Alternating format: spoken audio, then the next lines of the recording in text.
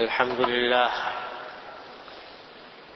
لله نحمده ونستعينه ونستغفره ونؤمن به ونتوكل عليه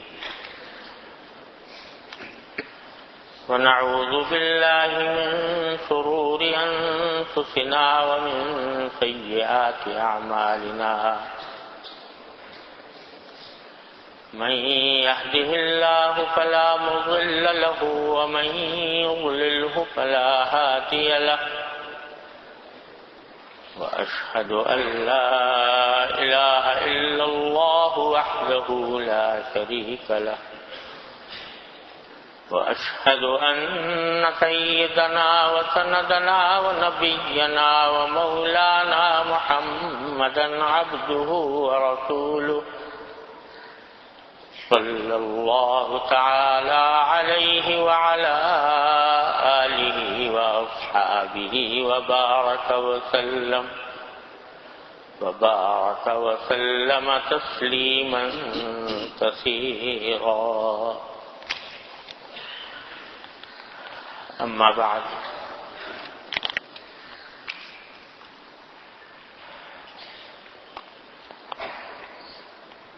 حضرت انس رضی اللہ تعالی عنہ سے یہ حدیث مروی ہے کہ رسول کریم سرور عالم صلی اللہ علیہ وسلم نے ایک مرتبہ خطبہ دیتے ہوئے ارشاد فرمایا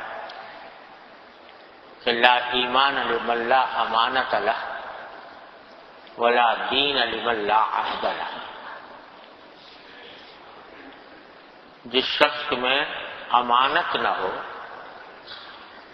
اس میں حقیقت میں ایمان ہی نہیں، اور جس شخص میں عہد کا پاس نہ ہو اس کا کوئی دین نہیں. یعنی ایمان لانے کا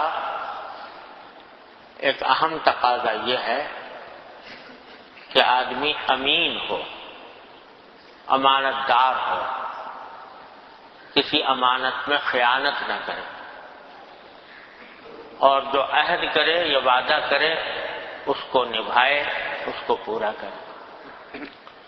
گویا دو چیزوں کی اس میں خاص طور پر تاکید فرمائی گئی. ایک امانت کا ادا کرنا اور وعدے اور عہد کا پورا کرنا.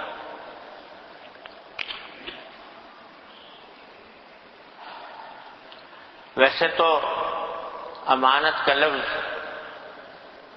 جب ہم اپنے عرف عام میں بولتے ہیں تو ذہن میں یہ بات آتی ہے کہ الحمدللہ ہم تو امین ہیں. اگر کوئی آدمی ہمارے پاس کوئی چیز بطور امانت کے رکھوائے گا تو ہم اس امانت کا پورا خیال کریں گے اور اس میں کوئی خیانت کا ارتکاب نہیں کریں گے. وجہ یہ ہے کہ امانت کا تصور ذہن میں کچھ اس طرح آتا ہے کہ کوئی آدمی پیسے لا کے رکھوائے، کوئی خاص چیز لا کے رکھوائے تو امانت ہوئی، اور اس کے اندر ہم کوئی خیانت نہیں کرتے، اپنے استعمال میں نہیں لاتے، اس واسطے خیال نہیں آتا کہ ہم کوئی خیانت کر رہے ہیں. لیکن شرعی اعتبار سے امانت کا جو تصور ہے وہ اس سے بہت زیادہ وسیع اور عام اور ہمہ گیر ہے. ایسی ایسی چیزیں اس میں داخل ہیں کہ جن کا بعض اوقات ہمیں تصور بھی نہیں آتا. ہم امانت میں خیانت کر رہے ہوتے ہیں اور اس کے باوجود نہیں سمجھتے کہ ہم خیانت کا گناہ کر رہے ہیں. کیونکہ بھائی ہمارا مقصود یہاں پر بیٹھنے سے یہ ہے کہ اللہ تبارک و تعالی ہمارے حالات کی اصلاح فرمائے، اور اس کا مقصد یہی ہے کہ اگر کوئی کوتاہیاں ہیں، غلطیاں ہیں تو ان کی اصلاح ہو. تو اس واسطے ان تمام صورتوں کو ذہن میں لانا چاہیے کہ جو امانت کے اندر داخل ہیں اور اس کے میں ہم کوتاہی کر رہے ہیں. سب سے پہلی چیز جس کا دھیان کرنے کی ضرورت ہے وہ یہ کہ یہ زندگی جو اللہ تبارک و تعالی نے ہمیں آپ کو عطا فرمائی ہے، یہ سب پوری زندگی امانت ہے، پوری زندگی امانت ہے۔ کیا ہم یہ زندگی کہیں بازار سے خرید کے لائے تھے، یا ہم نے کہیں سے حاصل کی تھی جا کر؟ کوئی اس کو حاصل کرنے کے لیے محنت اٹھائی تھی، کوئی تکلیف جھیلی تھی، کوئی تجارت کی تھی، کوئی ایسا کام کیا تھا جس سے ہمیں یہ زندگی حاصل ہو جائے؟ یہ تو محض اللہ تبارک و تعالیٰ کی عطا ہے جو مفت مل گئی۔ یہ اس زندگی پر ذرا سا بھی حرف آنے لگے، ذرا سا بھی حرف آنے لگے تو انسان بے چین ہو جاتا ہے، پریشان ہو جاتا ہے، لاکھوں روپیہ خرچ کرنے کو تیار ہو جاتا ہے کہ میں کسی طرح میری جان بچ جائے۔ لیکن یہ ملی ہوئی ہے مفت اللہ تبارک و تعالیٰ کی طرف، ملکیت اللہ کی ہے، اللہ تبارک و تعالیٰ کی ہے، وہی مالک ہے سب چیزوں کا، وہ ہماری زندگیوں کا بھی مالک ہے، ہمارے وجود کا بھی مالک ہے۔ اس نے ہمیں عطا فرما رکھی ہے یہ زندگی، یہ شب و روز، یہ سب اللہ تبارک و تعالیٰ کی عطا ہے اور امانت ہے۔ اور امانت بھی ایسی ہے کہ جس کا قرآن کریم میں اس طرح ذکر فرمایا گیا کہ اِنَّا عَرَضْنَا الْأَمَانَةَ عَلَى السَّمَاوَاتِ وَالْأَرْضِ وَالْجِبَالِ فَأَبَيْنَ أَن يَحْمِلْنَهَا وَأَشْفَقْنَ مِنْهَا وَحَمَلَهَا الْإِنسَانُ۔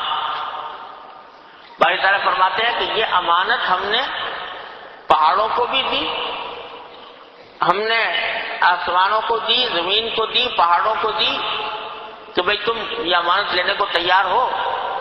فَأَبَيْنَ أَن يَحْمِلْنَهَا، انہوں نے اٹھانے سے انکار کر دیا اور ڈرے، وَأَشْفَقْنَ مِنْهَا، ڈرے۔ امانت کیا تھی؟ امانت یہ تھی، امانت کا مطلب ہی یہ تھا کہ ہم تمہیں ایک ایسی زندگی دیں گے جس میں تم اپنے اختیار سے جو چاہو گے کر سکو گے، اپنے اختیار سے اعمال کر سکو گے، یہ ہم تمہیں دیں گے، لیکن شرط یہ ہوگی کہ اس اختیار کو صحیح استعمال کرو، ہماری مرضی کے مطابق استعمال کرو، جس طرح ہم کہیں اس طرح کرو، جن چیزوں سے بچنے کو کہیں ان سے بچو۔ یہ لینے کو تیار ہو؟ اب بظاہر تو بڑی بات تھی، کیونکہ پہاڑ کو یہ امانت نہیں دی گئی، درختوں کو نہیں دی گئی۔ پہاڑ جو ہے وہ جہاں اپنی جگہ کھڑا ہے تو کھڑا ہے، وہ اگر یہ چاہے کہ میں چل کر 10 قدم آگے چلا جاؤں، وہاں کا جا کے منظر دیکھ لوں، تو اس کو یہ اختیار نہیں دیا گیا۔ درخت ہے، جہاں اگ گیا، وہ اگر یہ چاہے کہ میں یہاں سے اٹھ کے دوسری جگہ چلا جاؤں، نہیں جا سکتا، اس کو یہ اختیار عطا نہیں ہوا۔ انسان کو اختیار دیا اللہ تبارک و تعالیٰ نے کہ تم اپنے آپ کو جس طرح چاہو استعمال کر سکتے ہو، کہیں جانا چاہو جا سکتے ہو، کہیں رہنا چاہو رہ سکتے ہو، کچھ دیکھنا چاہو دیکھ سکتے ہو، بولنا چاہو بول سکتے ہو۔ یہ ساری قدرتیں اور سارے اختیارات ہم نے تم کو دیے ہیں، لیکن یہ امانت ہوں گے تمہارے پاس کہ ان کو اسی طریقے سے استعمال کرو جس طریقے سے ہم بتائیں گے، ہمارے پیغمبر علیہ الصلوۃ والسلام آ کر بتائیں گے، اس طرح استعمال کرو۔ حضرت انسان نے لے لیا بوجھ، حملہ الانسان، انسان نے کہا ٹھیک ہے جی آپ دیجئے، اور پھر ہم اس کو اس وجہ سے استعمال کریں گے۔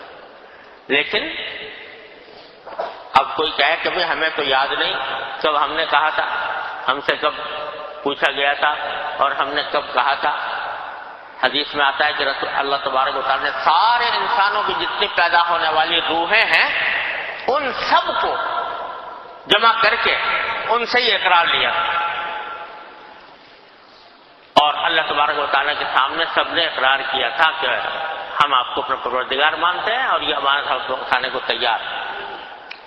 کوئی کہے مجھے تو یاد نہیں کب کیا تھا میں نے، تو اول تو بات یہ ہے کہ بہت سے اللہ کے بندے ایسے ہیں جن کو یاد رہا، وہ عہد بھی یاد رہا، وہ جمع کرنا بھی یاد رہا، حضرت ذوالنون مصری رحمۃ اللہ علیہ فرماتے ہیں کہ مجھے وہ منظر اب بھی یاد ہے جب اللہ تبارک و تعالی نے ساری روحوں کو جمع کر کے اقرار دیا تھا، وہ منظر مجھے ابھی بھی یاد ہے، ان کو یاد تھا۔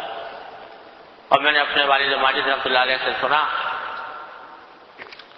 کہ حضرت شیخ اکبر شیخ محی الدین ابن عربی رحمۃ اللہ علیہ نے بھی کہیں یہ لکھا ہے کہ وہ منظر تب نہ صرف یہ کہ مجھے یاد ہے بلکہ مجھے یہ بھی یاد ہے کہ اس وقت میرے سامنے کون تھا، میرے دائیں کون تھا، میرے بائیں کون تھا، مجھے یاد ہے، وہ منظر اب بھی یاد ہے، اور یہ بھی یاد ہے کہ کون تھا۔ انہوں نے یہ فرمایا کہ اس عہد کے الست کے موقع پر جب ساری روحیں اکٹھی کی گئی تھی تو کچھ لوگ تو ایسے تھے جن کے آپس میں چہرے ایک دوسرے کے مقابل تھے، ایک دوسرے کے سامنے تھے، جن کے چہرے آپس میں ایک دوسرے کے سامنے تھے۔ دنیا میں اللہ تبارک و تعالیٰ نے ان کے درمیان محبت پیدا فرمائی، محبت ہو گئی ان کو آپس میں، تعلقات اچھے رہے، دوستی ہوئی۔ کچھ ایسے تھے جن کی پشتیں ایک دوسرے کے مقابل تھیں تو ان کے درمیان دشمنی ہوئی، اور کچھ ایسے تھے جن کے ایک کا چہرہ ہے دوسرے کی پشت ہے، تو جس کا چہرہ ہے وہ تو محبت کرتا تھا اور جس کی پشت ہے وہ اس سے نفرت کرتا تھا، اس طرح پیدا ہوا۔ یہ تفسیر کی اس حدیث کی کہ الارواح جنود مجندہ فما تعارف منها ائتلف وما تناکر منها اختلف، حدیث کے الفاظ ہیں، تو اس کی تشریح کرتے ہوئے محی الدین ابن عربی رحمۃ اللہ علیہ یہ بات فرمائی۔ تو جن لوگوں کو یاد ہے وہ یاد ہے، اور سب سے بڑی بات یہ ہے کہ مخبر صادق نے خبر دی ہے، نبی کریم سرور عالم صلی اللہ علیہ وسلم نے خبر دی ہے کہ ایسا ہوا تھا۔ کتنے واقعات ایسے ہیں کہ جو ہمیں آنکھوں سے نہیں دیکھے ہوتے، لیکن کسی کہنے والے کی خبر پر اعتماد کر کے ہم کہتے ہیں کہ ہاں ایسا ہوا تھا۔ کتنے شہر ہیں دنیا کے جو ہم نے آنکھوں سے نہیں دیکھے، لیکن آنے والے بتاتے ہیں کہ وہاں یہ بات ہے، وہ فلاں شہر ہے، ہم مان لیتے ہیں، آنکھوں سے دیکھے بغیر مان لیتے ہیں۔ تو نبی کریم صلی اللہ علیہ وسلم سے سچی خبر کسی کی نہیں ہو سکتی، آپ نے یہ خبر دیا کہ مانا تھا انسان نے۔ اور بزرگوں نے فرمایا کہ اسی وجہ سے ہر انسان کے دل میں اللہ تبارک و تعالی نے ایک ایسی چیز رکھی ہے جو اس عہد الست کی یاد دلا کر اس کو حق کے قبول کرنے پر آمادہ کرتی ہے۔ یہ جس کو ضمیر کہتے ہیں اعمالات میں، وہ در حقیقت وہ چیز ہے کہ جو اللہ تبارک و تعالی نے اس کے سرشت میں رکھی ہے، انسان کے سرشت میں۔ بہرحال یہ الگ موضوع ہے، لیکن بہرحال یہ جو کچھ ہمارے پاس زندگی ہے یہ امانت ہے اللہ تبارک و تعالی، یہ آنکھ امانت ہے، یہ کان امانت ہے، یہ زبان امانت ہے، یہ ہاتھ پاؤں امانت ہے، یہ سب چیزیں امانت ہیں، اور ان کا غلط استعمال، ناجائز استعمال، گناہ کے اندر استعمال کرنا یہ امانت میں خیانت ہے۔ اسی لیے اس کو اگر آنکھ کو غلط استعمال کرے آدمی علیاذ باللہ، نامحرم کو لذت حاصل کرنے کی غرض سے دیکھے اور بدنگاہی کرے، تو اس کو قرآن و حدیث کی اصطلاح میں خائنۃ الاعین فرمایا، آنکھوں کی خیانت۔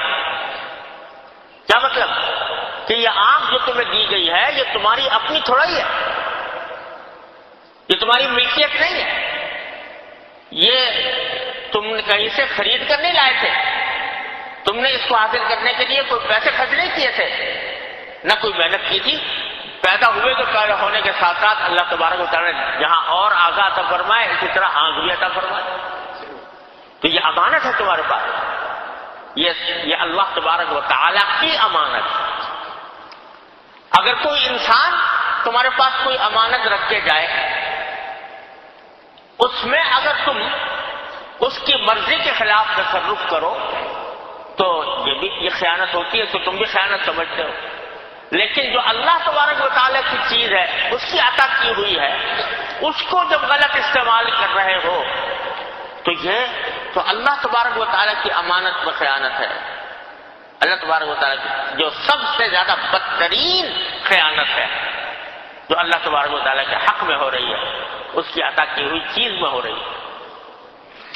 آپ سے کوئی شخص کوئی چیز مانگ کے لے جائے عاریتاً، فرض کرو آپ کی سائیکل لے جائے، آپ کی گاڑی لے جائے عاریتاً، آپ نے تو احسان کیا، اس کو دے دیا، لیکن ساتھ میں کہہ دیا بھائی اس کو کھڈے وڈے میں مت لے جانا، کہیں ایسی جگہ نہ لے جانا جہاں یہ خراب ہو جائے، ٹوٹ جائے. اب جو شخص جو ہے وہ آپ کی لے تو گیا گاڑی، آپ نے تو احسان کیا نا اس کے ساتھ، اور اس کو لیے پھر رہا ہے غلط جگہوں پر جہاں وہ خراب ہو رہی ہے، وہاں کھڈے میں ڈال رہا ہے، کہیں ایسی جگہ پر لے جا کر اس کو کھینچ رہا ہے کہ جہاں اس کے انجن پنجر ڈھیلے ہو رہے ہیں.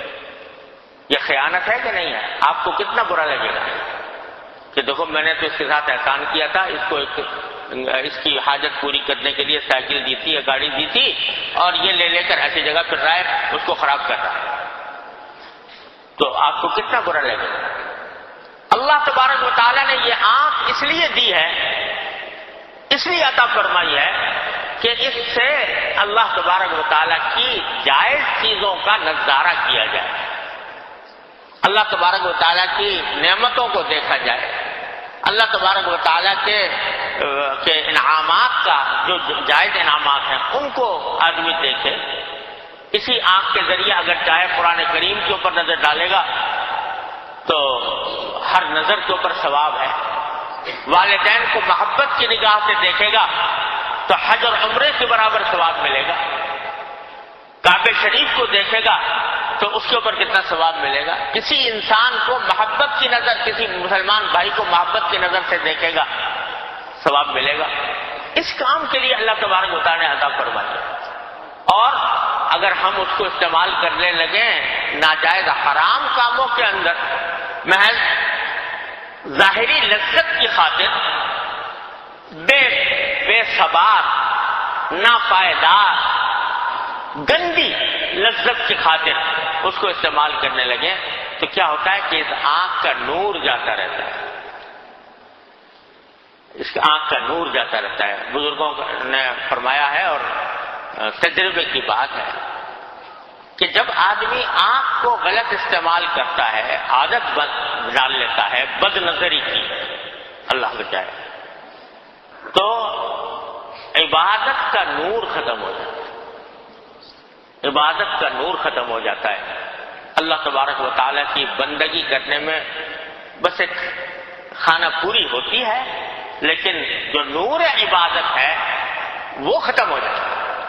یہ آنکھ وہ آنکھ نہیں رہتی جو اللہ تبارک و تعالیٰ کی نے عطا فرمائی تھی. جس حالت میں تم نے اس کو کھڈے میں ڈال دیا، تم نے اس کو ناہموار جگہ پر ڈال کر اس کی جو حقیقت تھی، اس کی جو طاقت تھی، اس کے اندر جو روح تھی، اس کے اندر جو نور تھا، وہ ختم کر دیا.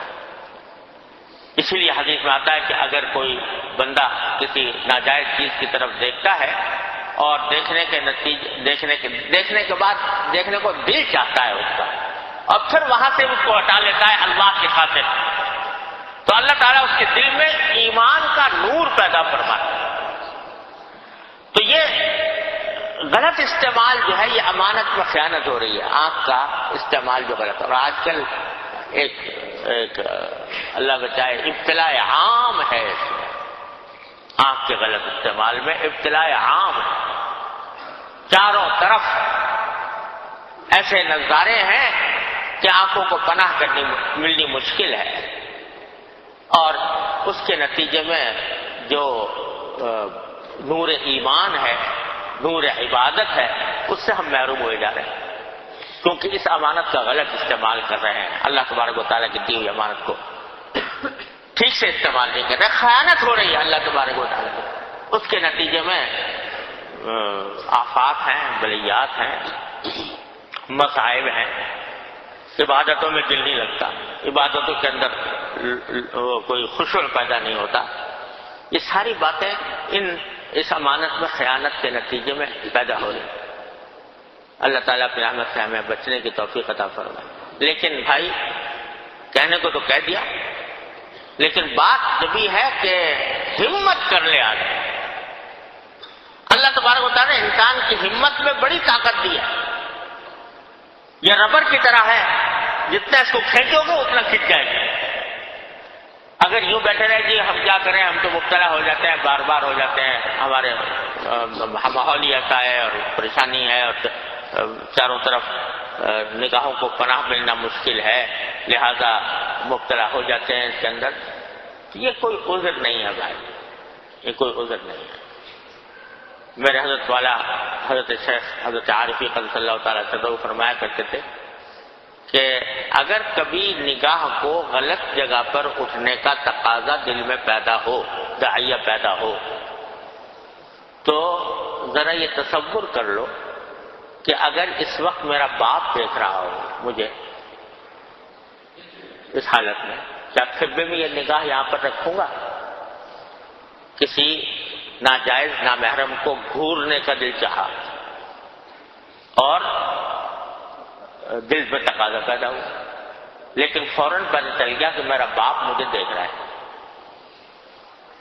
یا میری اولاد مجھے دیکھ رہی، یا میرے شاگرد مجھے دیکھ رہے ہیں، یا میرا استاد مجھے دیکھ رہا ہے، کیا پھر بھی رہے گی نگاہ وہاں؟ وہ تقاضا کہاں جائے گا اس وقت؟ وہ تقاضا باوجود دل میں شدید تقاضا ہونے کے ایک دم سے آدمی نگاہ ہٹا لے گا۔ کیوں ہٹا لے گا؟ اس واسطے کہ جانتا ہے کہ وہ دیکھ رہا ہے مجھے، اور وہ اس کو دیکھنے کے کتنا مجھے برا سمجھے گا کہ یہ کتنا بد نظر آدمی ہے، وہ چاہے باپ ہو یا اولاد ہو یا شاگرد ہو یا استاد ہو یا شیخ ہو یا کوئی ہو، فوراً نگاہ ہٹا لے۔ یہ آخر کیسے ہٹا لی؟ یہ تم کہہ رہے ہم سے بنتا نہیں ہے، ہمیں طاقت نہیں ہوتی نگاہ ہٹانے کی، اس وقت کیسے ہٹا لی؟ اس وقت ہٹائی کہ نہیں ہٹائی؟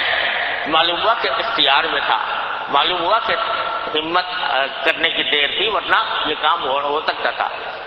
جب وہ باپ کو دیکھنے کی وجہ سے، بیٹے کو دیکھنے کی وجہ سے، اولاد کو، شاگردوں کو دیکھنے کی وجہ سے نگاہ کو ہٹا سکتے ہو، تو جو اللہ تبارک و تعالیٰ جس نے یہ نعمت عطا فرمائی ہے تمہیں آنکھ کی، وہ جب دیکھ رہا ہے تو اس کی وجہ سے ہمت پیدا نہیں ہوتی ہٹانے کی۔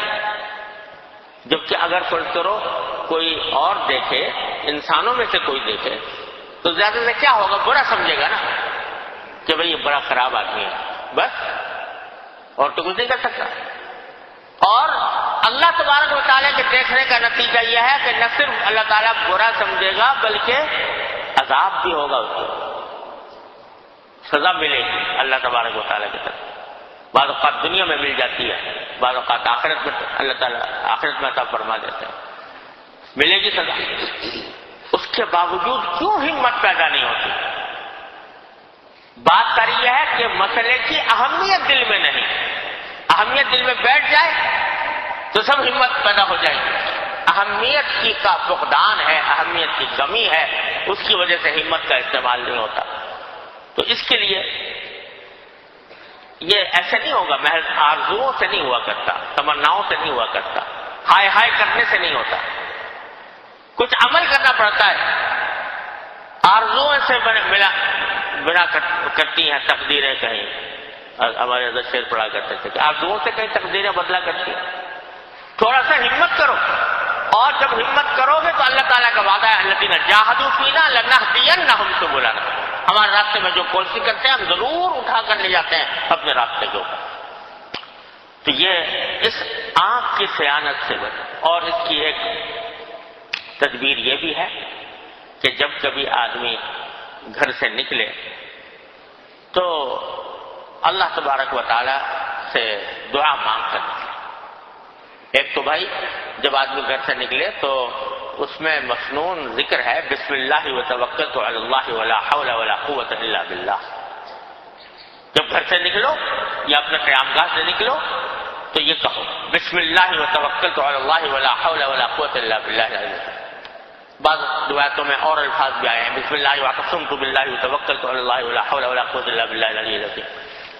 لیکن اگر اتنا ہی یاد کر لیں بسم اللہ وتوکلت علی اللہ ولا حول ولا قوت الا باللہ، یہ کہہ کر نکلے۔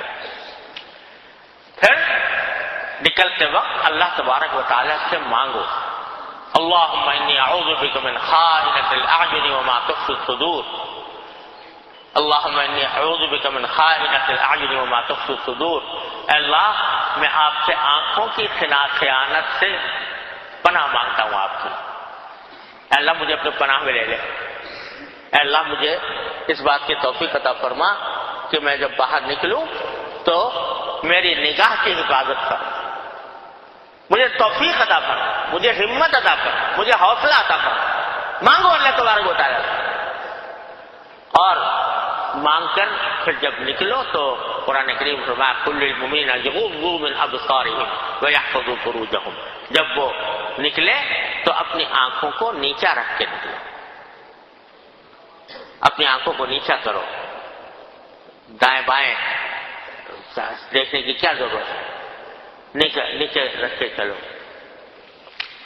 مجھے اپنے حضرت شیخ کی بات یاد آئی، وہ حضرت حکیم الامت صلی اللہ تعالی وسلم کے حوالے سے فرمایا کرتے تھے کہ دیکھو بھائی، شیطان جو ہے وہ جب اللہ تبارک و تعالیٰ اس کو نکال رہے تھے جنت سے تو اس نے بڑے زوروں سے کہا تھا کہ میں اس انسان کو جس کی خاطر مجھے جنت سے نکلنا پڑا ہے اس کو میں گمراہ کروں گا۔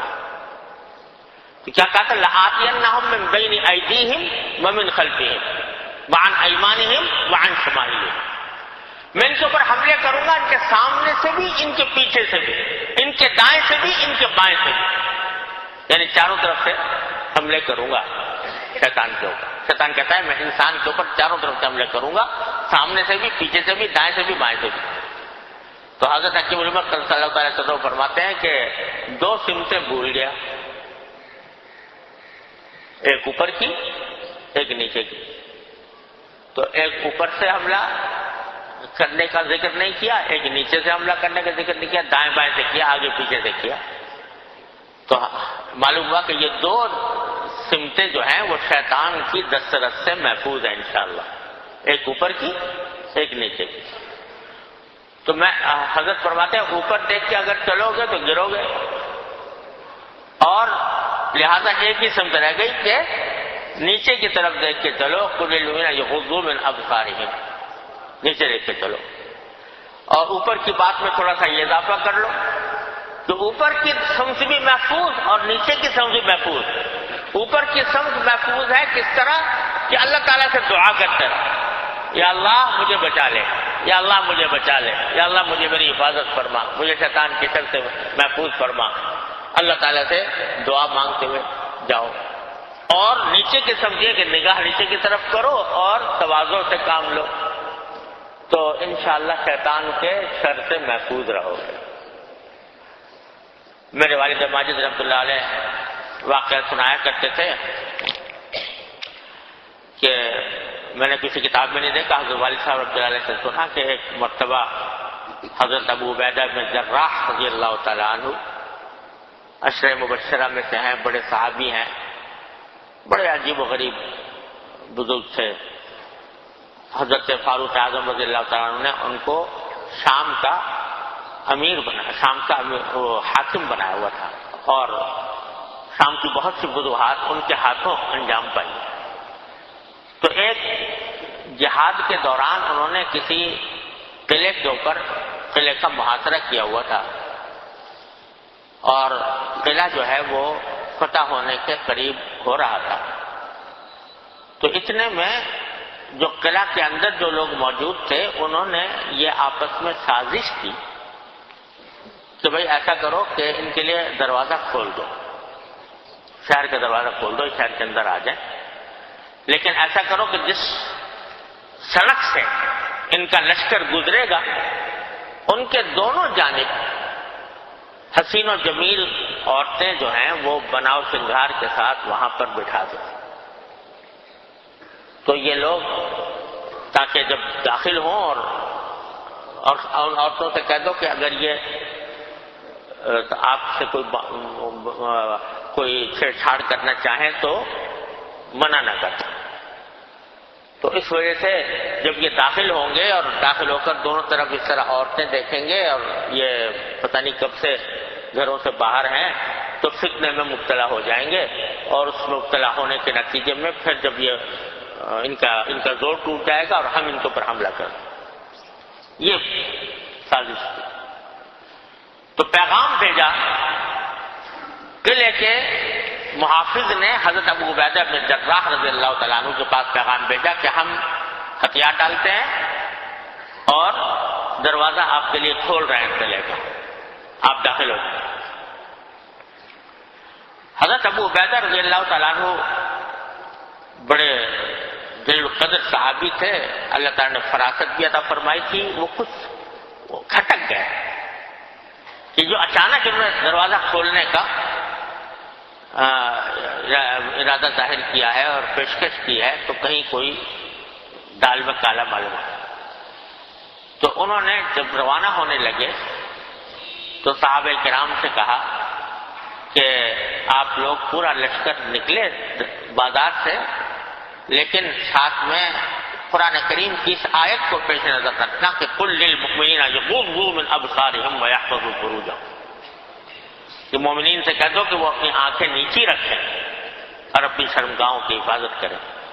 یہ آیت پڑھ کے سنائی ابو عبیدہ نے سارے لشکر کو، اور ظاہر ہے کچھ لوگوں کو ایسا متعین رکھا ہوگا کہ وہ نگرانی کریں دشمن کی، اور پورے لشکر کو یہ تو ہمارے والد صاحب نے بیان فرمایا کرتے تھے کہ پورا لشکر بازار سے گزرا، کسی کو نے پلٹ کر دیکھا بھی نہیں کہ دائیں اور بائیں کون بیٹھا ہوا ہے، پورا لشکر اس طرح گزر گیا، اور اللہ تعالیٰ نے ان کی خواہشوں کو خاک میں ملا دیا۔ تو اللہ تبارک و تعالیٰ نے اس نیچی نگاہ میں بڑی برکت رکھی ہے، بڑی حفاظت رکھی ہے، شیطان کے شر سے محفوظ رکھنے کا بڑا بہترین ذریعہ ہے۔ تو سب سے پہلے نکلتے وقت مسنون ذکر کرو بسم اللہ وتوکلت علی اللہ ولا حول ولا قوۃ الا باللہ، اللہ تعالیٰ سے مانگو اللہم انی اعوذ بک من خائنۃ الاعین وما تخفی الصدور، اور مانگو کہ یا اللہ اپنی رحمت سے میری نگاہ کی حفاظت فرمائیے، میرے دل کی حفاظت فرمائیے، اور پھر اپنی طرف سے نگاہ نیچے رکھنے کا اہتمام کرو۔ انشاءاللہ اللہ تبارک اگر یہ سب باتیں سچے دل سے، عزم صادق کے ساتھ، ہمت کے ساتھ کی جائیں گی، انشاءاللہ ممکن نہیں ہے کہ اللہ تعالیٰ اس مرض سے نجات نہ دے، ضرور دے گا اللہ تبارک۔ پھر بھی اگر کبھی غلطی ہو جائے تو مایوس ہونے کے بجائے اللہ تبارک و تعالیٰ کی بارگاہ میں توبہ کرو، استغفار کرو، یا اللہ غلطی ہوگی اپنی رحمت سے مجھے معاف فرما دی۔ یہ عادت اس طرح ڈالنی پڑے گی، اسی طرح یہ بیماری چھوٹے گی، اور جس دن اللہ تبارک و تعالیٰ کے فضل و کرم سے یہ بیماری چھوٹ گئی اس دن دیکھنا، تجربہ کر لینا کہ اللہ تبارک و تعالیٰ کی بارگاہ میں جب حاضر ہوتے ہو نماز میں، اللہ تبارک و تعالیٰ کی بارگاہ میں جب کوئی عبادت کرتے ہو، اس کے اندر پہلے کیا کیفیت تھی اور اب کیا کیفیت، زمین و آسمان کا فرق نظر آئے گا۔ اس لیے کہ اس آنکھ کے غلط استعمال کے نتیجے میں، جیسا میں نے عرض کیا، یہ عبادت کا نور ختم ہو جاتا ہے، عبادت کا لطف جاتا رہتا ہے، اللہ تبارک و تعالیٰ کے اور بندے کے درمیان حجاب ہے، پردہ ہے۔ یہ بندہ تو اس لیے ہے کہ اس کے اللہ تبارک و تعالیٰ کے ساتھ اس کا ہر وقت تعلق جڑا رہے، لیکن جب یہ اللہ کی دی ہوئی امانتوں میں خیانت کرتا ہے تو اللہ تبارک و تعالیٰ کے بندے کے درمیان حجاب آ جاتا ہے، پردہ حائل ہو جاتا ہے، وہ تعلق کمزور پڑ جاتا ہے، اس کی وجہ سے زندگی حقیقت میں بے لطف ہو جاتی ہے۔ اسی لیے بزرگوں نے فرمایا کہ یہ گناہ کی جو لذت ہے، یہ لذت نہیں ہے حقیقت میں، یہ دھوکہ ہے لذت کا۔ اور اس کی مثال ایسی دی ہے کہ جیسے کسی کو خارش کی بیماری ہو جائے تو اس کو کھجانے میں لذت آتی ہے، خارش کی بیماری ہو تو کھجانے میں لذت آتی ہے، یہاں تک کہ ہمارے اردو میں مثل مشہور ہے کہ مزہ یا تو کھاج میں ہے یا راج میں ہے، کھاج میں یا راج میں، یعنی حکومت میں۔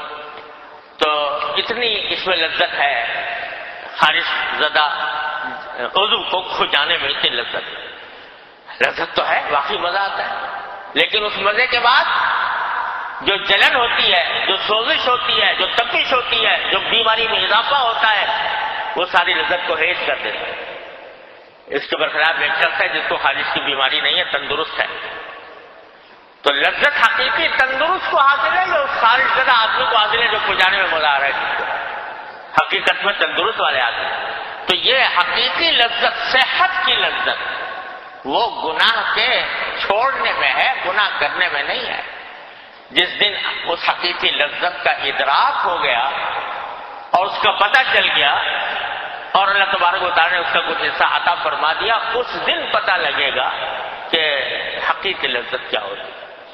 انشاءاللہ وہ اللہ تعالیٰ عطا فرمائیں گا، زندگی میں بھی لطف آئے گا، اللہ تعالیٰ کے ساتھ تعلق میں لطف آئے گا، عبادت میں مزہ آئے گا، عبادت کے اندر نور محسوس ہوگا۔ اللہ تعالیٰ اپنے فضل و کرم سے ہم سب کو عطا فرمائے۔ تو عرض یہ کر رہا تھا کہ پہلی امانت تو ہماری پوری زندگی ہے۔ آنکھ امانت، کان امانت، یہ اس لیے ہے کہ اس میں اچھی باتیں سنو، اس سے جائز باتیں سنو، لیکن اگر اسی سے تم نے حرام چیزیں سننی شروع کر دی، گانا بجانا جو اللہ تعالیٰ کو ناراض کرنے والی چیزیں ہیں، تو یہ امانت میں خیانت ہے۔ زبان اللہ تعالیٰ نے عطا فرمائی ہے، اس لیے عطا فرمائی ہے تاکہ اس سے جائز باتیں کرو، اس سے اللہ کا ذکر کرو، اس سے تلاوت قرآن کرو، اس سے نیک باتیں کہو، اس سے ایسی باتیں کرو جس سے دوسرے کا دل خوش ہو۔ اس کام کے لیے عطا ہوئی ہے۔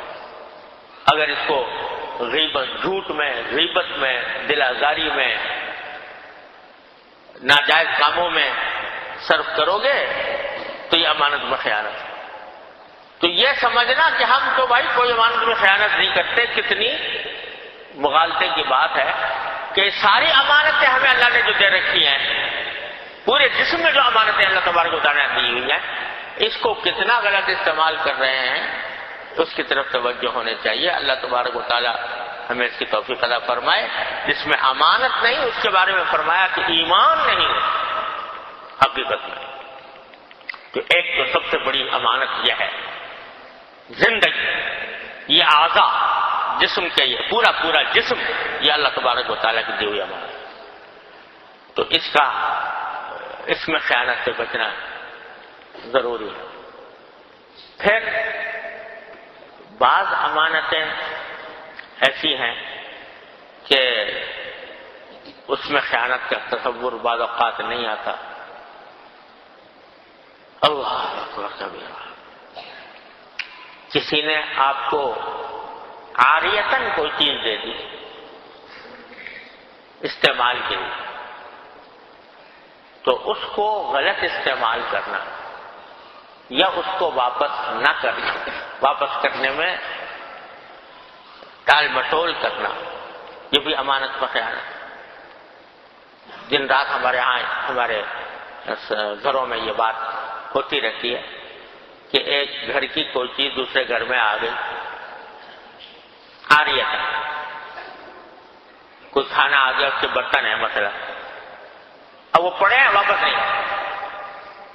نہیں جاتے، وہ آپ کی ملکیت نہیں، وہ آپ کے پاس امانت ہے، ان کو جلد از جلد واپس اصل مالک تک پہنچانے کی کوشش کرنا آپ کی ذمہ داری ہے۔ اس میں اگر تعویق اور اپنی طرف سے غفلت کا مظاہرہ ہو تو یہ بھی امانت میں خیانت ہے۔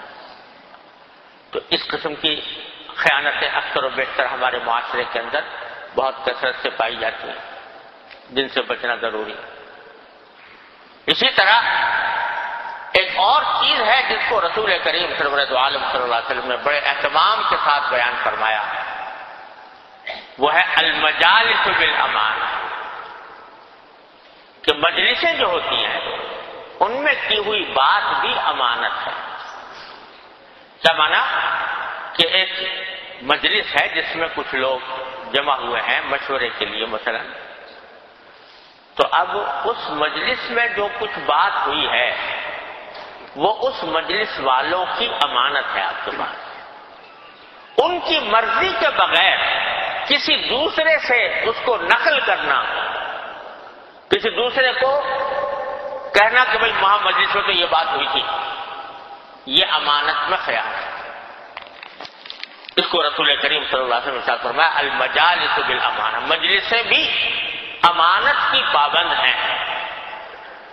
کسی نے آپ سے کوئی بات کہی، راز کی بات کہی، آپ اس راز کو دوسروں کے سامنے بیان کر دیتے ہیں، افشا کر دیتے ہیں، تو یہ بھی امانت میں خیانت ہے، اور اس سے بھی بچنا ضروری ہے۔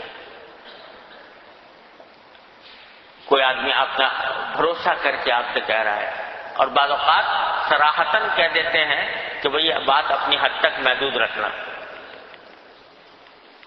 اپنی حد تک محدود رکھنا، کسی اور کو مت بتانا۔ آپ نے بتا دیا، یہ امانت میں خیانت ہوئی، کیونکہ وہ بات آپ کے پاس امانت ہے۔ اب ہوتا کیا، شیطان کس طرح راہ مارتا ہے۔ کسی نے کہا کہ بھائی یہ بات آپ کو بتا رہا ہوں، کسی اور کو مت بتانا، اپنے حد تک محدود رکھنا۔ اب اس کے دل میں کھلبلی لگی ہوئی ہے کہ کہیں بتاؤں، شیطان جو ہے وہ اس کو آمادہ کرے کہیں بتاؤں۔ تو اب کوئی بہت ہی خاص آدمی مل گیا تو وہاں اس سے کہتا بھائی کہنے والے نے کہا تو تھا کہ کہیں اور مت بتانا، مگر تم خاص آدمی ہو تو تمہیں حد تک بتا دیتا ہوں، تم کسی اور سے مت بتانا، تم کسی اور کو مت بتانا، تمہیں بتا دیتا ہوں۔ تو یہ شیطان جو ہے وہ اس طرح کا راستہ نکالتا ہے۔ اب جب وہ کہیں، جب اس کے پیٹ میں پہنچ گئی وہ بات، اس کے پیٹ میں کھپنی مشکل ہے، تو وہ بھی اپنے کسی خاص آدمی سے کہے گا بھائی جس نے مجھے بتایا تھا اس نے کہا تو یہ تھا کہ کسی اور سے مت کہنا، لیکن چلو تمہیں بتا دیتا ہوں، تم اپنی حد تک محدود رکھنا، اور وہ حلم جب پھر یہ سلسلہ جو ہے وہ کہیں سے کہیں پہنچ جاتا ہے، اور ایک بات جو ہے وہ سارے دنیا میں پھیل جاتی ہے۔ ان چیزوں سے فساد پیدا ہوتا ہے، فتنہ پیدا ہوتا ہے۔ اس میں اضافہ یہ بھی ہو جاتا ہے کہ جس نے اول میں کوئی بات کہی تھی اس بیچارے نے تو کچھ سیدھی سادی سی بات کہی تھی، جب اس کو نقل کیا تو اس میں کچھ نمک مرچ بھی لگ گیا، اس کے اندر کچھ اور اپنی طرف سے اضافہ بھی ہو گیا، اور وہ اگر 10 آدمیوں کے بعد کہیں بات پہنچے گی تو وہ اتنی سی بات اتنی بڑی ہو جائے گی۔ تو یہ اس کے نتیجے میں فساد پھیلا ہوا ہے، معاشرے کا بگاڑ پھیلا ہوا ہے، کیونکہ یہ امانت میں خیانت ہو رہی ہے۔ رسول کریم صلی اللہ علیہ وسلم کے ارشاد کا پاس نہیں رکھا جا رہا، لا ایمان لمن لا امانت له۔ تو ان سب چیزوں کو بھائی غور کرنے کی، سمجھنے کی، اپنی زندگی کا وظیفہ بنانے کی، اور اس کی بنیاد پر اپنی اصلاح کرنے کی ضرورت ہے۔ اس کے بغیر جو ہے ہم صحیح معنی میں مومن اور مسلمان کہنے کے لائق نہیں بنے۔ تو ایک چیز تو یہ فرمائی حدیث میں، دوسری چیز فرمائی ولا دین لمن لا عہد له۔ جو شخص عہد کی پابندی نہ کرے وہ گویا دین ہی نہیں، اس کا کوئی دین ایمان ہی نہیں، یعنی وعدہ تو کر لیا اور وعدہ کرنے کے بعد اس کو پورا نہیں کرنا۔ حالانکہ وعدہ ایسی چیز ہے کہ ذرا پہلے اسی بات عرض کر دوں کہ وعدے میں ایک صورت تو بدترین صورت یہ ہوتی ہے کہ وعدہ کرتے وقت ہی اسے پورا کرنے کی نیت نہ ہو، پتا ہو کہ میں نہیں کر سکوں، نہیں کروں گا، لیکن وعدہ کر سکوں۔ یہ بدترین گناہ ہے یہ، اور اسی کے بارے میں حدیث میں فرمایا کہ یہ منافق کی علامت ہے، نفاق کی علامت ہے۔ فرمایا 3 چیزیں ہیں جو جس میں پائی جائیں وہ ہو بہو منافق ہے وہ شخص جس میں 3 چیزیں پائی جائیں، اذا حدث کذب واذا وعد اخلف واذا اؤتمن خان۔ جب بولے تو جھوٹ بولے، وعدہ کرے تو وعدہ خلافی کرے، کوئی چیز امانت رکھوائی جائے تو اس میں خیانت کرے۔ یہ منافق کی جس میں 3 چیزیں پائی جائیں وہ منافق ہے، خالص منافق ہے۔ حدیث میں رسول کریم صلی اللہ علیہ وسلم یہ ارشاد کرتے ہیں۔ تو یہ صورت کب ہوتا ہے منافق؟ جب آدمی وعدہ کرتے ہوئے بھی اس کو یہ ارادہ ہو کہ میں یہ پورا نہیں کروں گا۔ آج کل اس کی بھی بہت ساری نظیریں معاشرے کے اندر پھیلی ہوئی ہیں۔ شاید پہلے بھی کہا تھا لوگ آج کل دعوت دیتے ہیں کہ فلاں وقت پہ کھانا ہوگا. جس وقت لکھ رہے ہوتے ہیں وقت، اس وقت ہی پتا ہوتا ہے کہ ہم اس پر نہیں کریں گے. شادیوں میں دیکھو تقریبات میں جا 10 بجے لکھا ہے عشائیہ 10 بجے، اور پتا ہے لکھتے وقت ہی 10 بجے ہرگز نہیں، وہاں تو چولہا بھی نہیں چڑھے گا 10 بجے. تو یہ بالکل پتا ہے، یقین ہے. تو ایسا لکھنا یہ نفاق ہے، منافقت ہے. رسول کریم صلی اللہ علیہ وسلم کے ارشاد کے مطابق منافقت. لیکن ہے کوئی سمجھتا بھی نہیں کہ اتنا بڑا گناہ کر رہے ہیں، معاشرے میں پھیلا ہوا. ارے بھائی مت لکھو، جو ارادہ ہے جس وقت میں کرنے کا اس وقت کا لکھو. لیکن لکھیں گے وہی، وہ جھوٹ کہہ لو، اس کو وعدہ خلافی کہہ لو، منافقت ہے، کھری منافقت. رسول کریم صلی اللہ علیہ وسلم کے ارشاد کے مطابق حرام ہے اور کیا جا رہا ہے.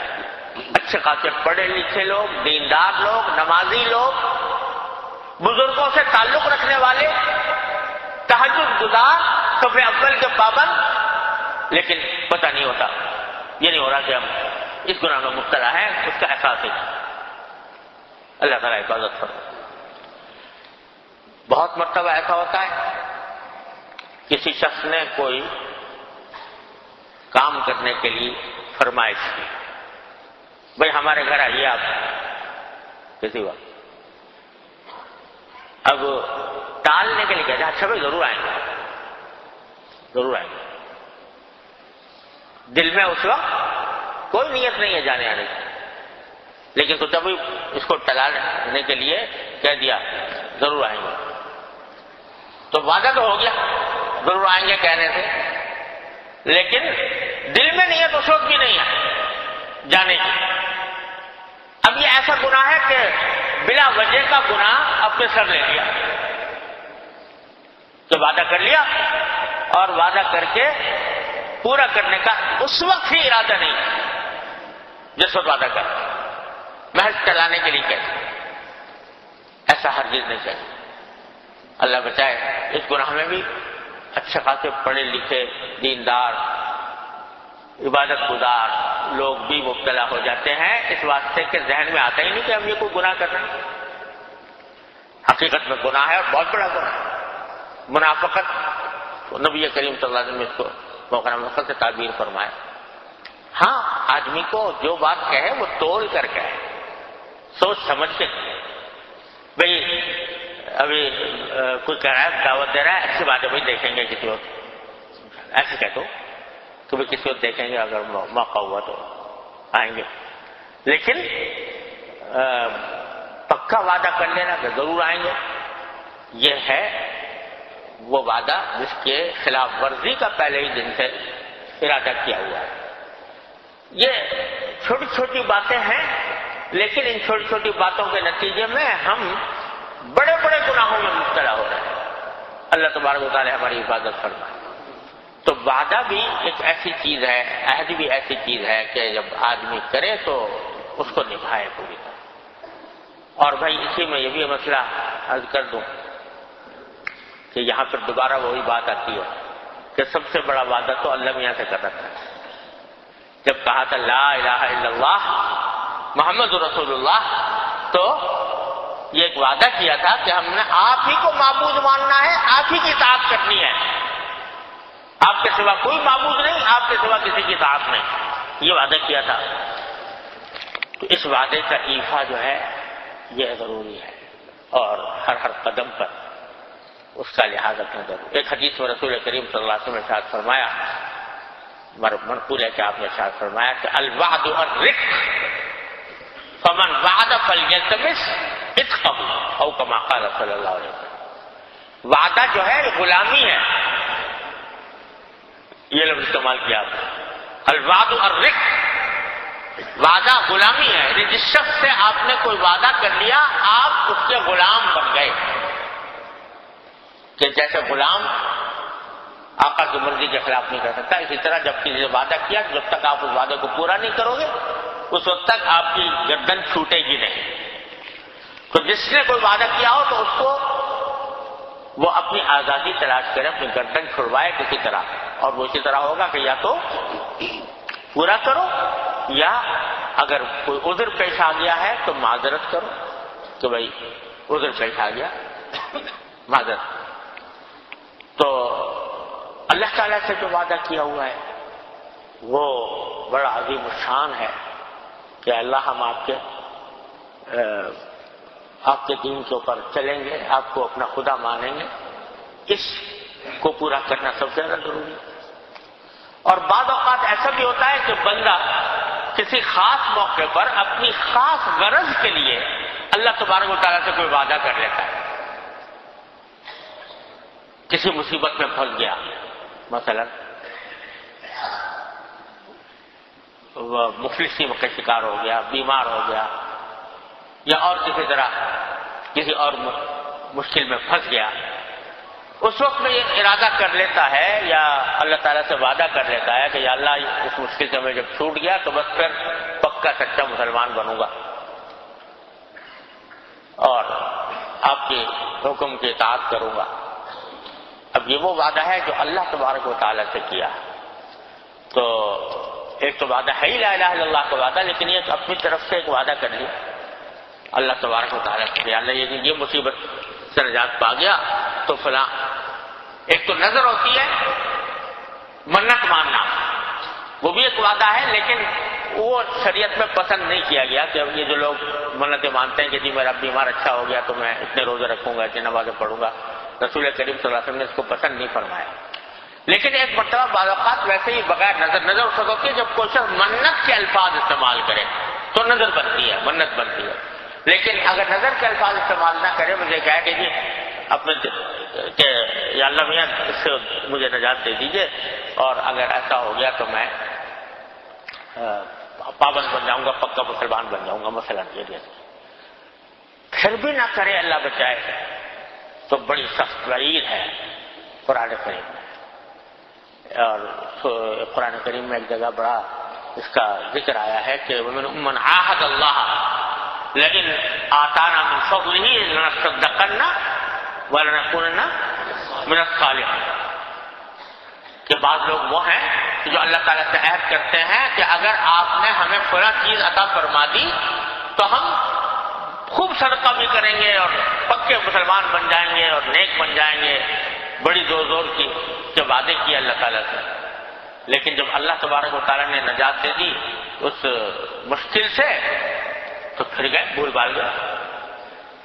قرآن کریم میں مشرکوں کا ذکر آیا ہے کہ جب یہ طوفان میں گھرتے ہیں، چاروں طرف سے موجیں آتی ہیں، ڈوبنے کے قریب ہوتے ہیں، تو بس صرف اللہ ہی کو پکارتے ہیں، لیکن جب ہم ان سے مصیبت دور کر دیتے ہیں پھر شرک شروع کر دیتے ہیں۔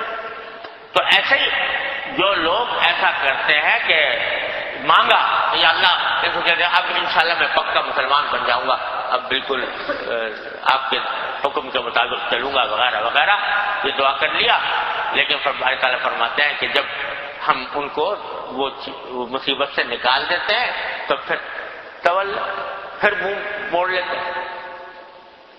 تو کیا ہوتا ہے اس کے بارے میں قرآن فَأَعْقَبَهُمْ نِفَاقًا، ایسے رویے کے بدلے میں اللہ تعالیٰ ان کے دل میں نفاق پیدا کر دیتا ہے، نفاق پیدا کر دیتا ہے۔ یہ اس کے اوپر ایک وبال آتا ہے اللہ تعالیٰ کی طرف سے کہ وہ نفاق میں مبتلا ہو جائے۔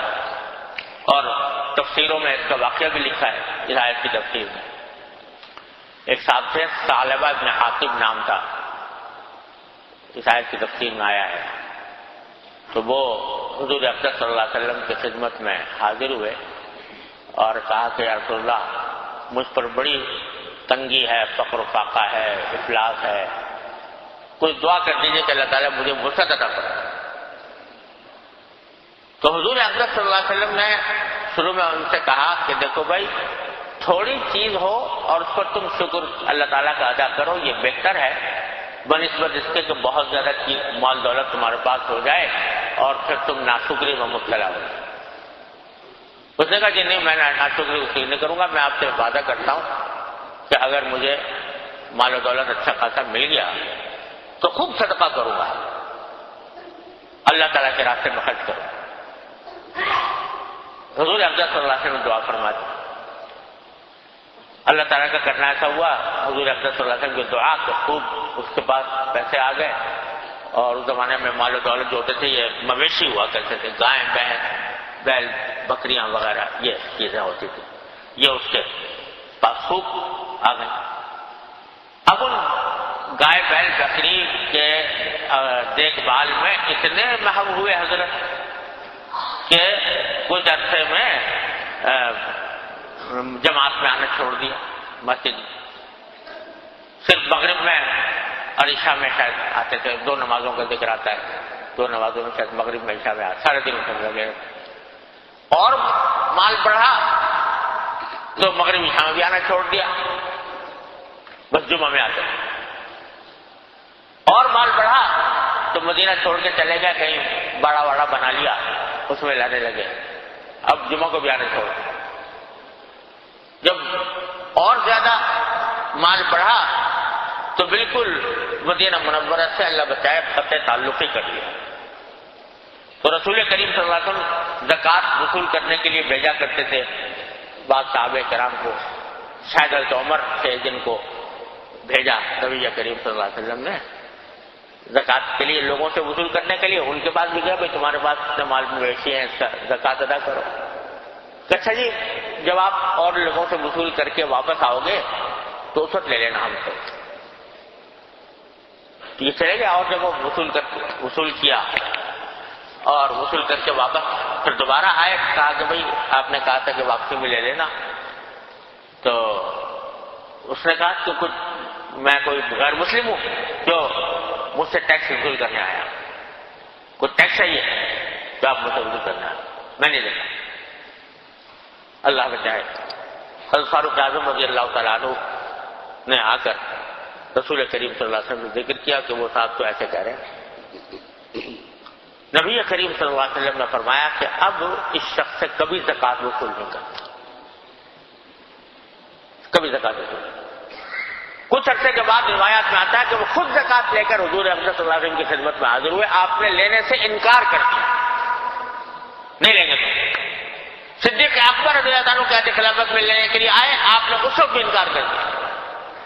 حضرت فاروق اعظم قیادت خلافت میں لے کر آئے, انہوں نے بھی انکار کر دیا کہ نہیں, جب رسول کریم صلی اللہ علیہ وسلم نے تم سے نہیں لی ہم بھی نہیں لیں گے. اب اگر دینا بھی چاہ رہا ہے تو کیوں؟ مفسرین نے لکھا ہے کہ اس وجہ سے کہ چونکہ قرآن نے فرمایا ہے یا من فعاقبہ نفاقا, کیسے آئے کچھ فعاقبہ نفاقا الی یوم یلقونہ, فعاقبہ نفاقا فی قلوبہم الی یوم یلقونہ. نفاق اللہ تعالیٰ نے ان کے دلوں میں پیدا کر دیا ہے اور نفاق اس وقت تک رہے گا جب تک کہ اللہ سے جا کر مل نہیں جاتے, جس کا مطلب کہ نفاق ظاہر نہیں ہوگا. انہی کے بارے میں نازل ہوئی. تو صدیق اکبر نے کہا یہ تو قرآن کہہ چکا ہے کہ قیامت تک تمہارا نفاق, یہ اس کا نفاق ظاہر نہیں ہوگا, لہذا ہم اس کا صدقہ, اس کی زکوٰۃ قبول نہیں کرتے. اللہ تعالیٰ حفاظت فرمائے. تو دینا بھی چاہ رہا ہے تو نہیں لے جا رہے. اللہ تعالیٰ سے کیے ہوئے وعدے کو کہ اللہ تعالیٰ سے کیے وعدے کی خلاف ورزی کرنے کے نتیجے میں یہ نفاق پیدا ہو جاتا ہے. اللہ تبارک و تعالیٰ اپنے رحمت سے, اپنے فضل و کرم سے ہر مسلمان کو اس سے محفوظ رکھے. وصلی اللہ تعالیٰ علی خیر خلقہ محمد اللہم صلی علی سیدنا مولانا محمد وعلی آل محمد کما صلیت علی ابراہیم وعلی آل ابراہیم انک حمید مجید. ربنا ظلمنا انفسنا وان لم تغفر لنا وترحمنا لنکونن من الخاسرین. ربنا آتنا فی الدنیا حسنۃ وفی الآخرۃ حسنۃ وقنا عذاب النار. یا ارحم الراحمین, اپنے فضل و کرم, اپنے رحمت سے ہمارے تمام گناہوں کو معاف فرما. یا اللہ ہمارے تمام اعمال و اخلاق کی اصلاح فرما. اے اللہ ہر طرح کے شر سے, فتنے سے ہماری حفاظت فرما. یا اللہ ہر طرح کی معصیتوں, منکرات, یا اللہ گناہوں, ہر طرح کے ظاہری اور باطنی گناہوں سے ہماری, ہمارے گھر والوں, متعلقین, احباب سب کی حفاظت فرما. یا اللہ اپنی رحمت سے ہمیں گناہوں سے بچنے کی ہمت اور حوصلہ عطا فرما. اے اللہ اپنے رضا کامل کی زندگی عطا فرما. اے اللہ اپنے فضل و کرم سے, اپنے رحمت سے اپنی رضا کامل کی زندگی عطا فرما. اے اللہ اپنی رحمت سے, اپنے فضل و کرم سے اپنی رضا کامل کی زندگی عطا فرما. یا اللہ تمام حاضرین اور حاضرات کو ان کے تمام جائز مقاصد میں کامیابی عطا فرما. اے اللہ سب کی پریشانیوں کو دور فرما, سب کی مشکلات کو آسان فرما. اے اللہ ہم میں جو لوگ بیمار ہیں, ہم ہمارے متعلقین میں جو لوگ بیمار ہیں انہیں شفا کامل و عاجل عطا فرما، جو تنگ دست ہے ان کی تنگ دستی کو دور فرما، جو پریشان حال ہے ان کی پریشانیوں کو رفع فرما۔ اے اللہ ہر طرح کی مشکلات ہمارے لیے آسان فرما دے۔ یا اللہ اپنے رحمت سے ہمارے ملک میں امن و امان قائم فرما دے۔ یا اللہ ہماری شامت اعمال کو اپنے فضل و کرم سے دور فرما دے۔ یا اللہ کفار کا غلبہ اور تسلط ہم پر سے ختم فرما دے۔ یا اللہ رحمان یا رحیم ربنا اغفر لنا ذنوبنا واسرافنا في امرنا وثبت اقدامنا وانصرنا على القوم الكافرين ربنا لا تجعلنا فتنة للقوم الظالمين ونجنا برحمتك من القوم الكافرين ربنا لا تجعلنا فتنة للقوم الظالمين ونجنا برحمتك من القوم الكافرين وصلى الله تعالى على خير خلقه محمد وآله وصحبه أجمعين آمين برحمتك.